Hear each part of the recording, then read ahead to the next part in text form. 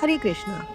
भगवद गीता यथारूप अध्याय 8 भगवत प्राप्ति श्लोक संख्या 15। मुझे प्राप्त करके महापुरुष जो भक्ति योगी हैं कभी भी दुखों से पूर्ण इस अनित्य जगत में नहीं लौटते, क्योंकि उन्हें परम सिद्धि प्राप्त हो चुकी होती है। चूंकि यह नश्वर जगत जन्म जरा तथा मृत्यु के कलेशों से पूर्ण है, अतः जो परम सिद्धि प्राप्त करता है और परम लोक कृष्ण लोक या गोलोक वृंदावन को प्राप्त होता है, वह वहां से कभी भी वापस नहीं आना चाहता। इस परम लोक को वेदों में अव्यक्त अक्षर तथा परमागति कहा गया है।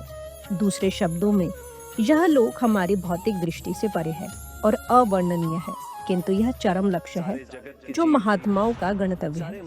महात्मा अनुभव सिद्ध भक्तों से दिव्य संदेश प्राप्त करते हैं और इस प्रकार वे धीरे धीरे कृष्ण भावनामृत में भक्ति विकसित करते हैं और दिव्य सेवा में इतने लीन हो जाते हैं कि वे न तो किसी भौतिक लोक में जाना चाहते हैं, यहाँ तक कि न ही वे किसी आध्यात्मिक लोक में जाना चाहते हैं।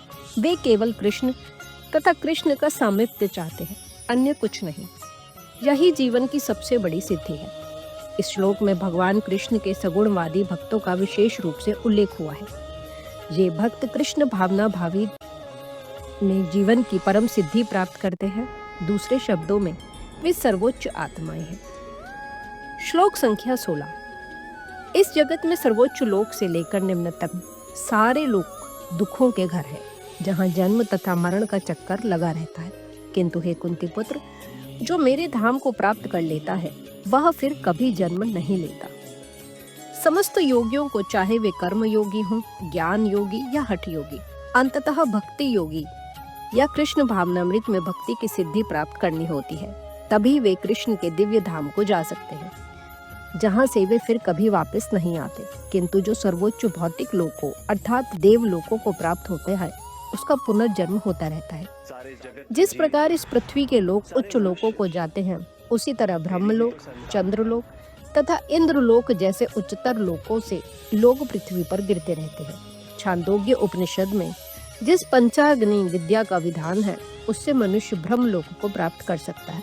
किंतु यदि ब्रह्मलोक में वह कृष्ण भावनामृत का अनुशीलन नहीं करता, तो उसे पृथ्वी पर फिर से लौटना पड़ता है।